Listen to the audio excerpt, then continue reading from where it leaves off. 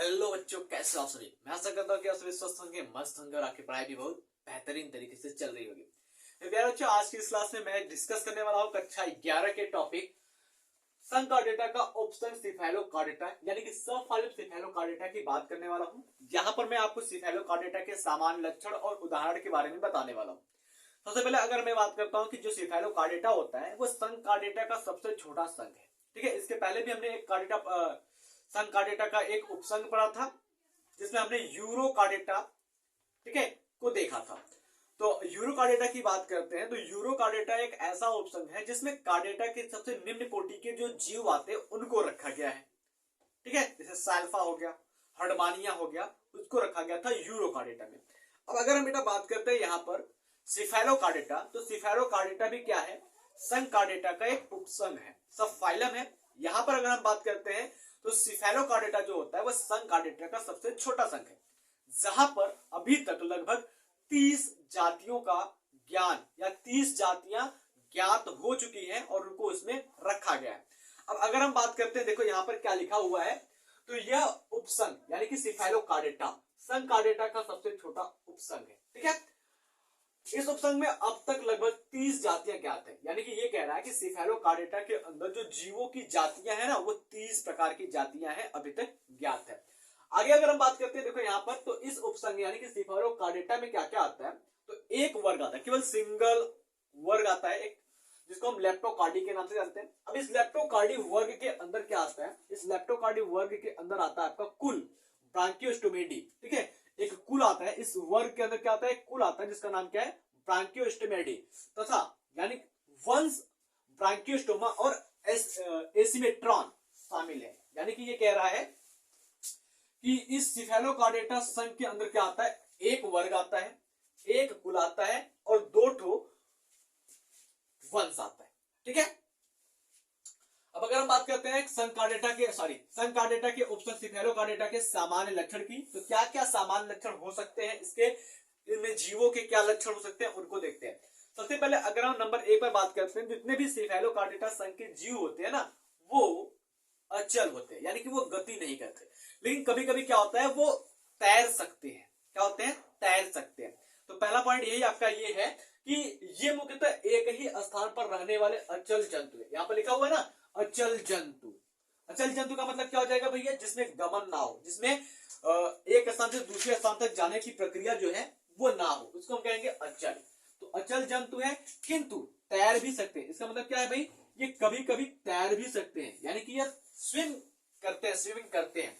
उसके बाद अगर हम बात करते हैं दूसरे नंबर पर क्या लिखा हुआ है इसी में, तो अधिकतर इसका शरीर जो होता है वो कीचड़ में धंसा होता है। यानी कि सिफेलोकार्डेटा संघ के जो जंतु होते हैं, इनका जो सबसे ज्यादा मात्रा में शरीर का भाग होता है वो कीचड़ के अंदर धंसा हुआ होता है, यानी कि जो मड होता है ना वहां पर धंसा होता है।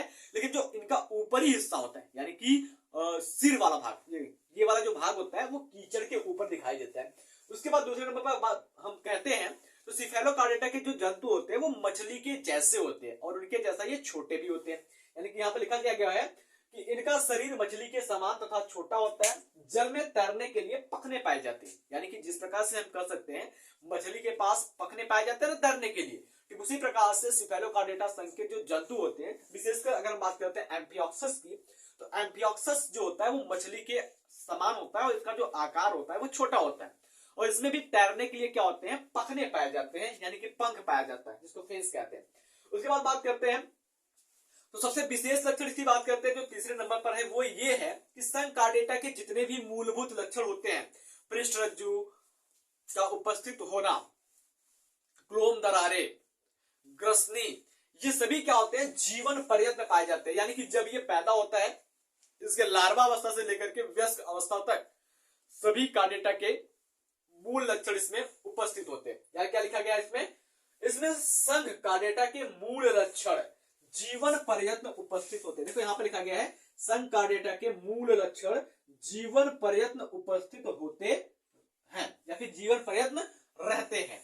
उसके बाद बात करते हैं चौथे पॉइंट में क्या लिखा गया है कि इनकी तंत्रिका रज्जु तथा पृष्ठ रज्जु एक सिरे से दूसरे सिरे तक फैली होती है। यानी कि ये कह रहा है कि जैसे अगर हम बात करते हैं, ये कोई सिफेलोकार्डेटा संघ का जंतु हो गया, सपोज डेट मान लीजिए ये कोई सिफेलोकार्डेटा संघ का जंतु हो गया, ठीक है।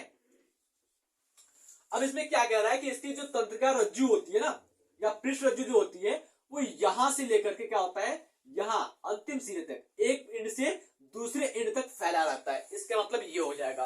उसके बाद अगर हम बात करते हैं अगले पॉइंट यानी कि 5वें में बात करते हैं, तो क्या हो जाएगा कि इसमें ग्रसनी क्लोम दरारें स्पष्ट तथा संख्या में अधिक पाई जाती है। ये बात कह रहा है कि जो ग्रसनी क्लोम दरार होती है, ठीक है, जिसके द्वारा ये श्वसन करते हैं, उनकी संख्या जो होती है वो बहुत ही ज्यादा होती है और वो स्पष्ट रूप से दिखाई देती है कि हाँ कितनी संख्या में ये पाई गई है।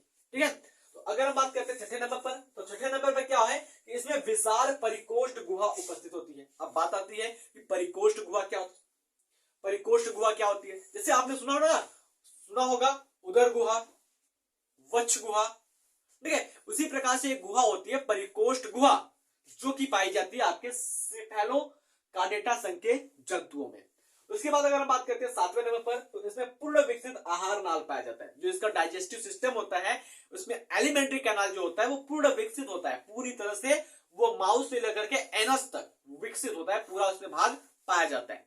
अगले पॉइंट की बात करते हैं, तो अगला पॉइंट क्या लिखा गया है कि इसमें परिसंचरण तंत्र विकसित तथा बंद होता है। यानी कि बात कर रहे हैं कि ये जो सेफेलोकार्डेटा उपसंघ के जंतु हैं, इनके अंदर जो रुधिर का बहाव होता है वो नसों के द्वारा होता है और वो पूर्ण होता है, एक जाल बनाता है जिसको हम कहते हैं परिसंचरण तंत्र बनाता है। जैसे हमारे शरीर में क्या होता है, बहुत सारी छोटी बड़ी मोटी पतली नलिकाएं मिलकर के या नसें मिलकर के परिसंचरण तंत्र का निर्माण कर रही है, एक जाल बना रही है हमारे शरीर के अंदर।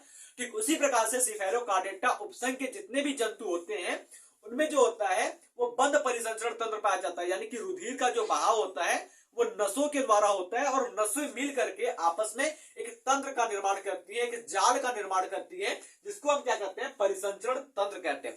सबसे खास बात अगर हम इसकी ये बताएं तो इस परिसंचरण तंत्र में कह ले या फिर कह ले जो इसमें रुधिर होता है, ठीक है, उसके अंदर क्या होता है, श्वसन वर्णक नहीं पाया जाता। अब कहेंगे सर जी श्वसन वर्णक क्या है, तो भाई देखिए अगर हम बात करते हैं हम लोगों के शरीर में, यानी कि हमारे आपके जितने भी कार्डेटा हैं, खासकर स्तनधारी की बात करते हैं, तो इसके शरीर में क्या होता है, जो रुधिर होता है, रुधिर के अंदर एक हीमोग्लोबिन नाम का श्वसनीय वर्णक पाया जाता है। ठीक है, हीमोग्लोबिन नाम का क्या होता है, श्वसनीय वर्णक पाया जाता है। ये क्या करता है, श्वसन क्रिया में सहायता करता है। तो ये जो श्वसनीय वर्णक होता है हीमोग्लोबिन, ये श्वसनीय वर्णक हीमोग्लोबिन ये सेफेलोकार्डेटा संघ के सेफेलोकार्डेटा उपसंघ के जंतुओं में नहीं पाया जाता। फिर उसके बाद अगर हम बात करते हैं बेटा 9वें नंबर पर क्या है, तो इसमें उत्सर्जन तंत्र सोलेनोसाइट। अब सोलेनोसाइट क्या होता है, तो आपने देखा होगा एक ज्वाला कोशिका, ठीक है, इस प्रकार से क्या होती है, ज्वाला कोशिकाएं होती है। ठीक है, इस प्रकार से ज्वाला कोशिकाएं होती है, इस ज्वाला कोशिका को क्या कहते हैं, सोलेनोसाइट कहते हैं। तो इसमें उत्सर्जन तंत्र किसके द्वारा होता है भैया, सोलेनोसाइट, जिसको हम ज्वाला कोशिका के नाम से जानते हैं, उसके द्वारा इसमें उत्सर्जन तंत्र होता है। खासकर अगर हम बात करते हैं 10वें नंबर पर, तो ये एक लिंगी जंतु होते हैं। अर्थात अगर हम बात करते हैं इसमें जो नर का जनन तंत्र होता है वो और मादा का जो जनन तंत्र होता है वो अलग अलग शरीर में पाया जाता है। नर जो होता है उसके अंदर नर जनन तंत्र पाया जाता है और जो मादा होता है उसके अंदर मादा जनन तंत्र पाया जाता है।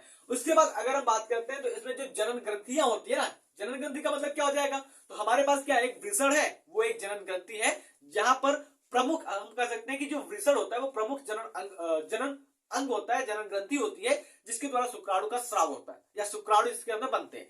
और मादा में क्या होता है, अंडाशय होता है, ये भी एक ग्रंथि होती है जिसमें अंडाणु का निर्माण होता है।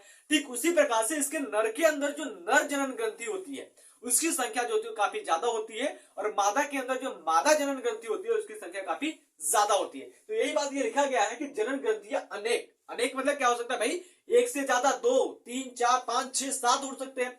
तथा अगर हम बात करते हैं जो निषेचन होता है, यानी कि नर युग्मक और मादा युग्मक मिलने की जो प्रक्रिया होती है ना, वो इनके शरीर के बाहर होती है। और जहां पर ये रहते हैं, कहां पर रहते हैं, ये समुद्री जल के अंदर रहते हैं। ठीक है, समुद्री जल के अंदर जो कीचड़ होता है वहां पर रहते हैं। तो इनका जो निषेचन होता है ना, नर युग्मक मादा युग्मक मिलने की जो प्रक्रिया होती है वो समुद्री जल में संपन्न होती है।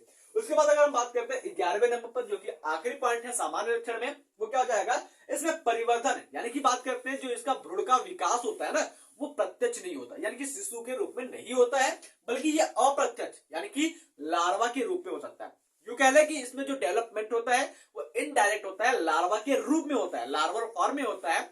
और इसका जो जीवन चक्र होता है ना, वहां पर एक अलग से लार्वा का जीवन चक्र चलता है। पहले लार्वा का जीवन चक्र चल जाएगा, फिर उसके बाद क्या हो जाएगा, लार्वा आगे चल करके विकसित होगा फिर भ्रूण का निर्माण लेगा, फिर शिशु बन जाएगा। ठीक, इस प्रकार से उसका जीवन चक्र चलता है। एग्जाम्पल की बात करते हैं तो एम्पियोक्सस एक सिंगल एग्जाम्पल आपके एनसीईआरटी में दिया गया है, तो आप इसको याद रखिए, एम्पियोक्सस। तो मैं आशा करता हूं कि जो सिफेरोकार्डेटा उपसंग है आपको अच्छे से समझ में आया होगा, और अगर थोड़ा सा भी दिक्कत आपको लग रहा है तो आप एक बार वीडियो को फिर से रिवाइंड कीजिए। काफी ज्यादा बड़ा वीडियो तो नहीं है, आप रिवाइंड करके फिर से देखिए, सारी डाउट आपकी क्लियर हो जाएगी। मिलते हैं आपसे अगले क्लास में, तब तक के लिए जय हिंद, जय भारत।